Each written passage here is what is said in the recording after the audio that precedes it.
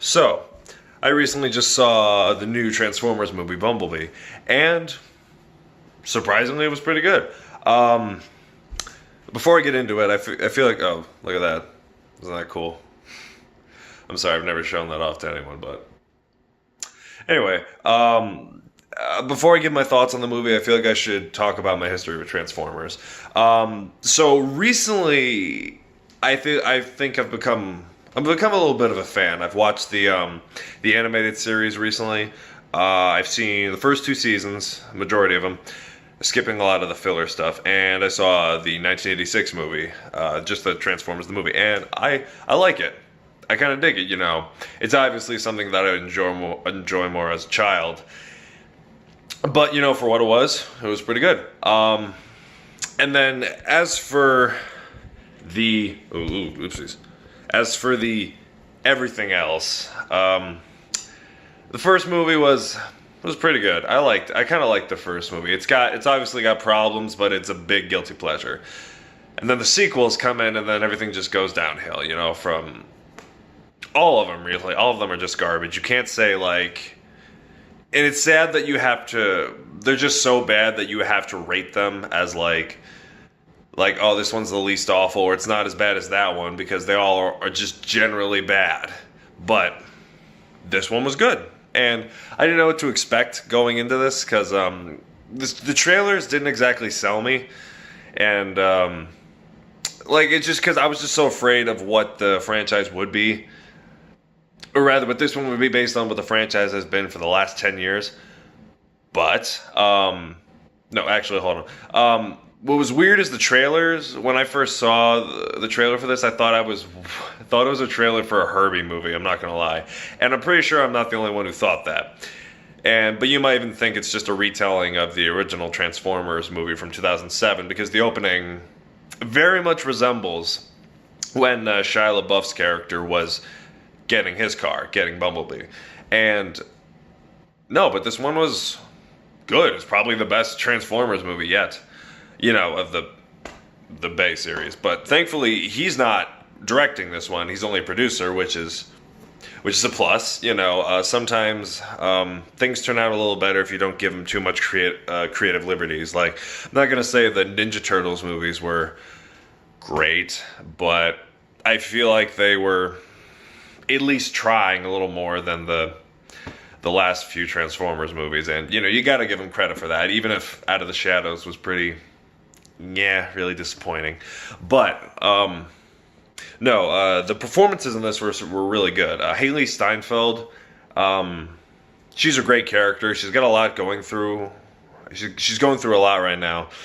And Bumblebee coming into her life is just the kind of the spark and the kind of the reconnection that she needs, because her character in this, like, is just still suffering from, like, the loss of her father. And she struggles with the fact that, like, her mom kind of acts like she's moved on, and she just doesn't understand that. And truth be told, yeah, that is pretty messed up. You know, they don't delve into it too much, but enough to the point where, you know, you understand. You know, Haley struggle. Her name's Charlie.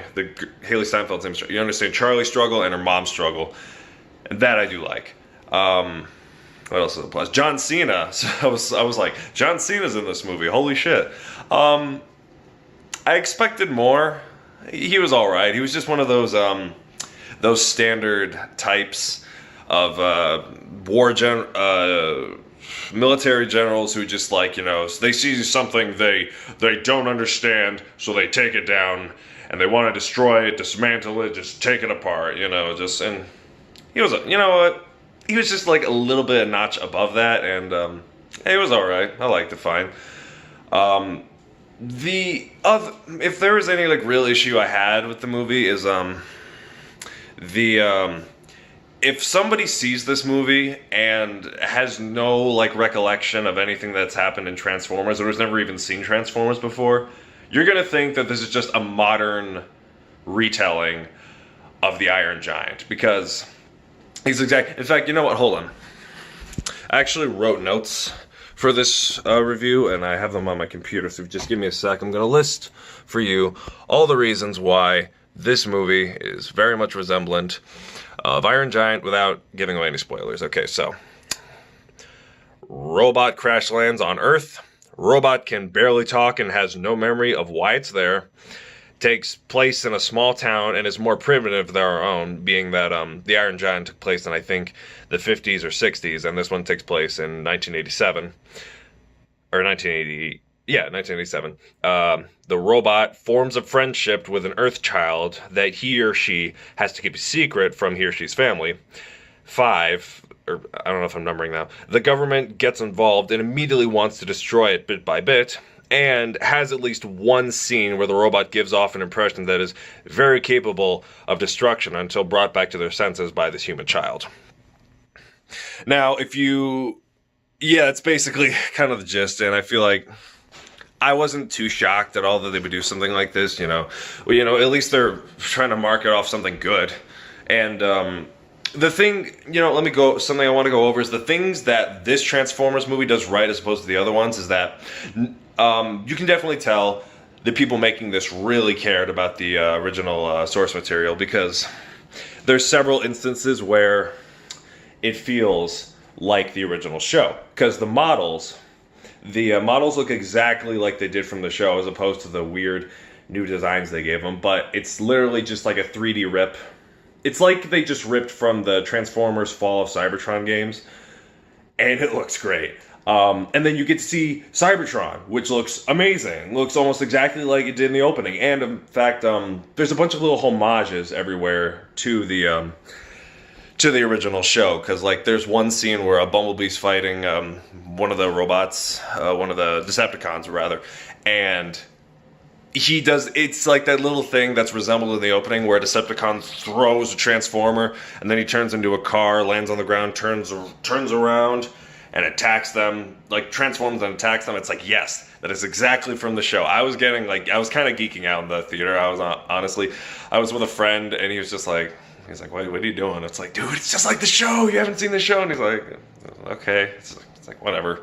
And another great thing, not just for the franchise, but not just for resembling the show, but something that this really does well is actual great interaction between the Transformers and the humans. Because honestly, throughout all of them, it never felt like Shia LaBeouf or Mark Wahlberg, in the other films, it never felt like they were actually, there was some sort of a companionship or a friendship for that matter. It just kind of felt like, we're getting, the humans are getting wrapped up into something that the Transformers are doing, and they just feel contractually obligated to help them, It's just kind of I never felt like there was connection. But Haley Steinfeld and Bumblebee do have that real connection, and it's actually really sweet and endearing. It's kind of it's like Bumblebee is becoming that little thing that she needs to kind of help mend the issue that she's going through with her father. And that, I think, is great. And they do it so well, and guys, I'm sorry. This was a great movie. It really was. Oh, and one more thing. Yes, G1 Transformers fans. This film does have You Got the Touch, You Got the Power, and they used it really well. They didn't hammer it in. They didn't use it not enough. It was just exactly what they needed, and it was awesome. So, yeah, Bumblebee was cool. I know I'm really late on this, but sometimes I don't know how I want to film these. Either it's scripted, because if you guys watch my videos, sometimes it'll be like this, sometimes it'll be scripted with the visuals, but then YouTube will get their dicks wet with copyright stuff, and then I'll just have to be like, fuck, I'm not going to get this up. But no, Bumblebee was good. Possibly the better, if not the best Transformers movie yet. And if they are making sequels, which I'm almost positive they do because the ending does hint at that, and it's awesome, then I am all for it. If the same team is working on this and Michael Bay is pushed to the side a bit like he was here, if not even more, then I think we're in for a real ride. So yeah, Transformers was good.